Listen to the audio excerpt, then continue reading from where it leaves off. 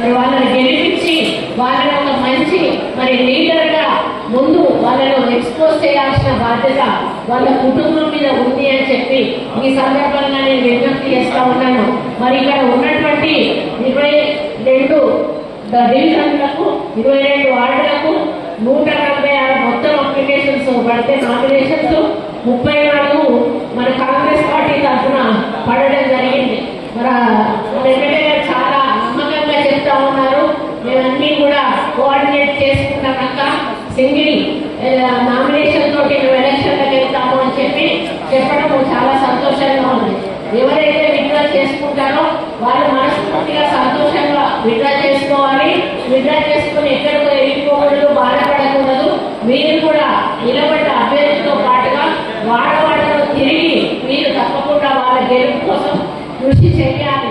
అప్పుడే ప్రజల్లో కూడా ఒక విశ్వాసం వస్తుంది, కాంగ్రెస్ పార్టీ అంతా కూడా ఏకదాటి మీద ఉంది అనేటువంటి ఒక నమ్మకాన్ని మనం కలిగించాలి. దానికి తోడు ఈరోజు కమ్యూనిస్ట్ సోదరులు మనకు రాజశేఖరంలో ఉన్నప్పటి నుంచి కూడా వారు మన పార్టీలో ఒక భాగంగా మారారు. రాజశేఖరంలో వాళ్ళని ఎంత అభిమానించేవాడో నాకు స్వయంగా తెలుసు.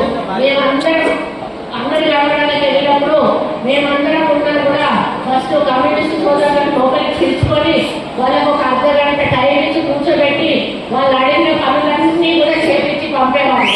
ఎందుకంటే ఆయనకి అటువంటి మనస్తత్వం ఉంది.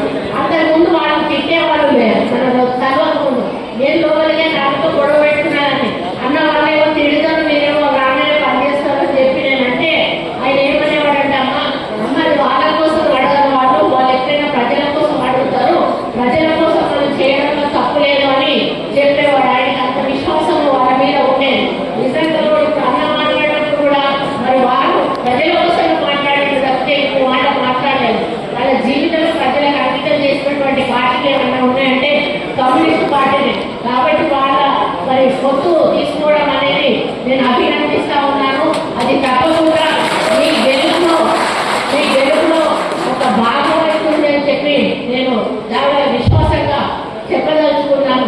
మరి అదేవిధంగా క్యాండిడేట్స్ కూడా మీరు ప్రజల్లో మమేకమై మన ఎమ్మెల్యే గారు చెప్పినట్టుగా ప్రతి ఇంటికి కూడా వెళ్ళి వారికి ఏమేమి కార్యక్రమాలు కూడా ప్రభుత్వం ద్వారా అందినాయి, ఎంత అమౌంట్ అంటే ఎంత మేరకు మన డబ్బు వాళ్ళకి వాటి రూపంలో అందింది, వెల్ఫేర్ రూపంలో కానీ లేకపోతే డైరెక్ట్గా కానీ ఎంత డబ్బు ఆ ఇంటికి అందింది, ఎంతమందికి లబ్ధి చేకూరింది అనేది మీరు చెప్పే అవకాశం ఉంటుంది. కాబట్టి ఇవి చెప్పుకుంటూ రాబోయే రోజుల్లో ఇంకా మంచి కార్యక్రమాలు మన ముఖ్యమంత్రి గారి ఆలోచనలు చాలా ఉన్నాయి అమలు చేయడానికి.